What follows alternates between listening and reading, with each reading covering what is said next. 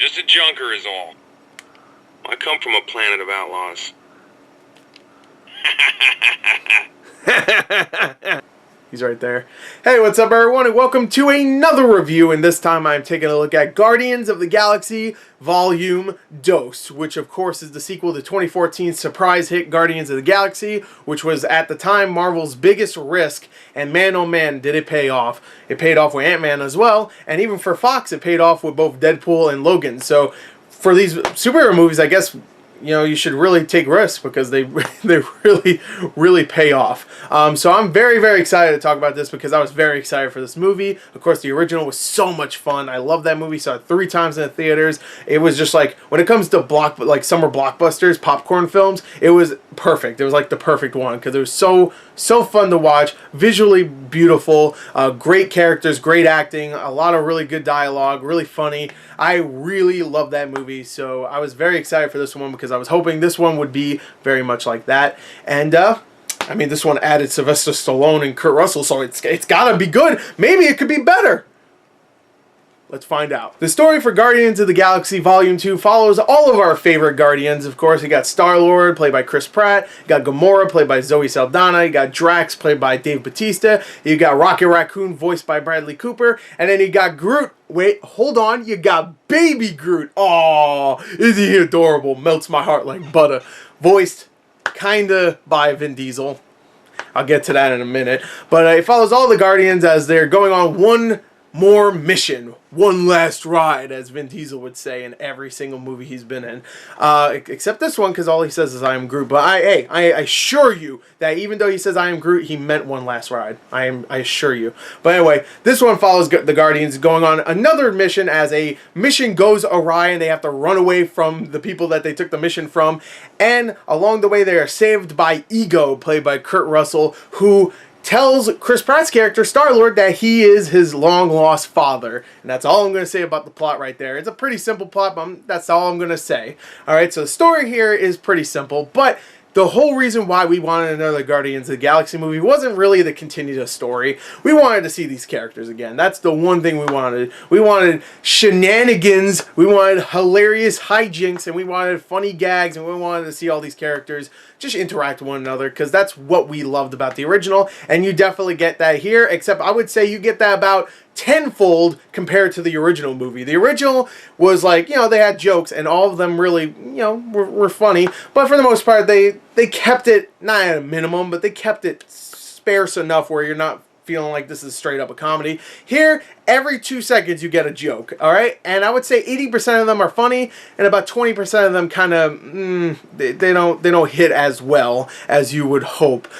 So that makes it kind of a little less enjoyable when you're actually getting some jokes that don't work, unlike the original where there wasn't as many jokes, but the jokes were all rock solid. Here, they're mostly rock solid, but there's some missed ones. So you can see kind of some of the faults in maybe the screenplay and the writing and whatnot, and maybe even some of the performances, because some of the jokes just don't really hit home. So for this movie, I guess you could say more is not more is less, because the jokes, of course, kind of diminish the movie a little bit when they just don't really land all that well. And I would say the same thing for the visuals. The visuals are breathtaking. They are amazing, very colorful, very vibrant, very nice to look at. But there's times where it gets overdone. You just see way too many just spectacular colors everywhere. It just becomes very much like a cartoon. Maybe not even a cartoon. You know what it reminded me of? It reminded me of the Be Our Guest sequence from the last Beauty and the Beast movie that came out, where it just went over, which that was made by Disney too, but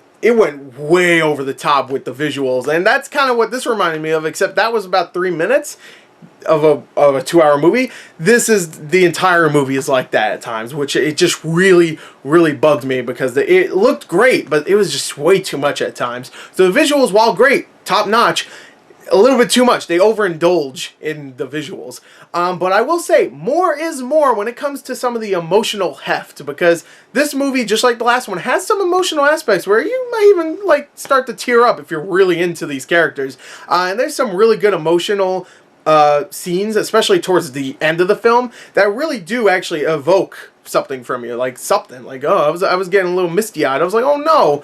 But yeah, all the characters here are just as likable as they originally were. Some of them have changed a little bit, maybe a little bit too much. Like Drax in the original was very much a serious character. Here he's definitely played way more for gags. Of course, Groot in the original was, he wasn't a baby. Now he's a baby, so he's just there being cute. He doesn't really do much, which I felt like was very much a marketing ploy, and I didn't really care for Baby Groot. I know a lot of people are going to give me shit for saying that, but I mean, he was cute, and I really liked the intro sequence, which was very much like the intro sequence of the original Guardians of the Galaxy.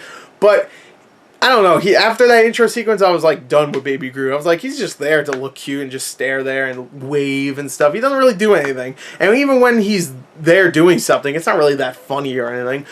So some characters do get some changes here and there, but for the most part, these are characters you still like. You get some more moments of character development from some characters we didn't get to see too much of. Like in the last movie, you didn't really get to see too much of Yondu, played by Michael Rooker. You get to see him in this way more, and you actually get to see him team up with one of the other Guardians, which I thought was really cool. And Michael Rooker and Dave Bautista are both the highlights of this movie, by the way. Their performances are great, especially Dave Bautista. Like I said, he's definitely more comedic here, but he nails it. He knocks it out of the park, which I never thought I would ever say about Dave Bautista, even though I've always loved him ever since the WWE days. Batista Bomb, come on. He's just great here. He knocks it out of the park. He's really, really good. He does great with comedy. I wasn't expecting that. And I was still not expecting it, even though he was so good in the last movie. I don't know why. I still wasn't expecting it, but he knocked it out of the park. Kind of reminds me of when Channing Tatum said, hey, guess what? I'm good at comedy. I might not be good at any other dramatic shit I used to do, but I'm great at comedy. So it's kind of like that. Maybe just everybody that's bad at acting, just do comedy. Now, one thing I do want to say, going back to the visuals, even though the visuals are overdone at times, I do like that they do show more of the galaxy. They do show more areas, some more planets and stuff. So if you do like the exploration aspect of a movie about space and a galaxy or whatever, you do get a little bit more of that, which I thought was cool. And some of the designs were cool. I will give it that. Also, I will say, even though I really like all these characters and even some of the additional new characters like Kurt Russell's character and Mantis and Sylvester Stallone's character, which I thought was, I knew he was in the movie, but it was still a surprise when he showed up. It's just weird to see Sylvester Stallone in these like funny outfits with all these aliens around him. I don't know why, but it is for me. I don't know. Old ass Sylvester Stallone just hanging out with all these aliens. But one thing I will say is that it does, just like the visuals, overindulge in characters. Like, there's a lot of characters in this movie, especially new ones, especially old ones. But it does a decent job of balancing it out enough. But there are some characters that you would like to see more done with. But again, we'll get a third one. So hopefully they do stuff with some of these characters, which I don't want to really, not that I don't want to spoil, I just don't want to say anything too spoilery about the movie. So I'll just say some characters don't get their moment to shine that I would like to have seen. So overall, I really, really enjoyed Guardians of the Galaxy Volume 2. It's not as good as the original. There is some really nice action and some really good moments. Kurt Russell's great. Chris Pratt's great. Everybody's really great in this movie. The only one I would say maybe could have been, recasted with someone that may need a paycheck was Vin Diesel, because he said 4 freaking lines in the movie, and of course they're all I am Groot, and it doesn't even sound like Vin Diesel. At least in the original it sounded like him. Here it's just like, I am Groot. I could have did it. Anybody could have did it. One of these voice actors that are great that don't get any jobs could have did it, but Vin Diesel, who just had a $1 billion making movie from last week, he got the job. I don't even know what I'm talking about. Screw Vin Diesel. I like Vin Diesel, but screw him right now. He pissed me off. But overall, I really liked the movie. It was a lot of fun. It was very funny, but there were issues. I did have issues. Some of the jokes didn't work for me. It was a little too indulgent when it comes to the visuals. Maybe a little bit too many characters. Some of them didn't really get their moment to shine. Some of them got lost in there. They got lost in space. It's an old show. But I really liked it still. So overall, I'm going to give this movie a 32 out of 40. I still really liked it. I really did. I really enjoyed it. A lot of really good character moments between the characters. Some really good acting and some really good dialogue. I recommend checking out Guardians of the Galaxy Volume 2. Just don't expect it to be as good as the original, but don't expect it to be as weak as something like Thor 2 or Iron Man 2. It's definitely a good movie on its own. So definitely go check it out. Oh, come on. Alright, fine. It's a 35 out of 40. What does it say now? Well, you do have a plan, right? Or is that just another thing you made up? Fuck you.